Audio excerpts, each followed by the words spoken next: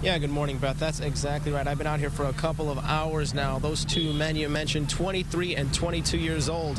One of them still in serious condition right now at Methodist Hospital. But meanwhile, here on Broad Ripple Avenue and Guilford Avenue, police are still on scene, although in the background their firefighters are spraying everything down in preparation for them to reopen this road here as the morning rush is set to begin in just a little bit of time here. Here's what we know right now about what happened here just a few hours ago. Now, it was just before 3 o'clock this morning that IMPD patrols here in this area overheard shots being fired. Now, they were coming from an alley just behind Lava nightclub here on Guilford.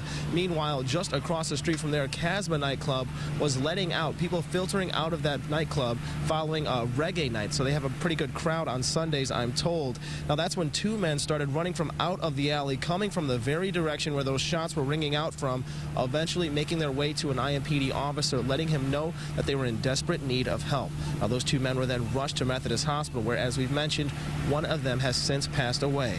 Now, officers are aware that with this being such a popular part of our town, there's most likely a great deal of concern out there surrounding this deadly double shooting here in the heart of Broad Ripple. Now, they want me to let everybody know that there's no known threat to anyone's safety at this time, not that they're aware of at least, and they're working desperately to determine who's behind what happened. That means talking to people in this area, trying to gather any surveillance video of that alleyway, which I'm told is very well lit, as well as, of course, collecting the forensic evidence, which I believe they've now wrapped up the preliminary part of this investigation. But, of course, we'll continue trying to find out whatever they can to bring whoever's responsible for this to justice. That includes anybody calling in with tips and leaving an anonymous tip with Crime Stoppers. That number, 317-262-TIPS.